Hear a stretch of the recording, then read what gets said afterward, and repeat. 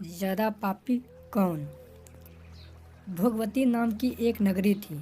उसमें राजा रूपसेन राज करता था। उसके पास चिंतामणि नाम का एक तोता था। एक दिन राजा ने उससे पूछा, हमारा ब्याह किसके साथ होगा? तोते ने कहा, मगध देश के राजा की बेटी चंद्रावती के साथ होगा। राजा ने ज्योतिष को बुलाकर पूछा तो उसने भी यही कहा। उधर मगध देश की राजकन्या के पास कौन मैना थी। उसका नाम था मदन मंजूरी। एक दिन राजा कन्या ने उससे पूछा कि मेरा विवाह किसके साथ होगा, तो उसने कह दिया कि भोगवती नगर के राजा रूपसेन के साथ। इसके बाद दोनों को विवाह हो गया। रानी के साथ उसकी मैना भी आ गई। राजा रानी ने तोता मैना का ब्याह करके उन्हें एक पिंजरे में रख दिया।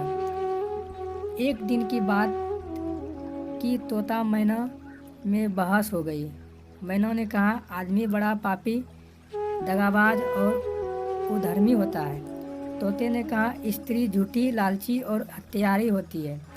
दोनों का झगड़ा बढ़ गया तो राजा ने कहा, क्या बात है, तुम आपस में लड़ते क्यों हो? मैना ने कहा, महाराज, मर्द बड़े बुरे होते हैं। इसके बाद मैना ने एक कहानी सुनाई। इलापुर नगर में महाधन नाम का एक सेठ रहता था। विवाह के बहुत दिनों के बाद उसके घर एक लड़का पैदा हुआ। सेठ ने उसका बड़ी अच्छी तरह से लालन पालन किया, पर लड़का बड़ा होकर जुआ खेलने लगा। इस बीच सेठ मर गया। लड़के ने अपना सारा धन जुए में खो दिया। जब पास में कुछ न बचा तो वह नगर छोड़कर चंद्रपुरी नामक नगरी में जा पहुंचा। वहां हेमगुप्त नाम का साहूकार रहता था। उसके पास जाकर उसने अपने पिता का परिचय दिया और कहा कि मैं जहाज लेकर सौदागरी करने गया था। माल बेचा, धन कमाया, लेकिन लौटते में समुद्र में ऐसा तूफान आया कि जहाज डूब गया और मैं जैसे तैसे बचकर यहाँ आ गया।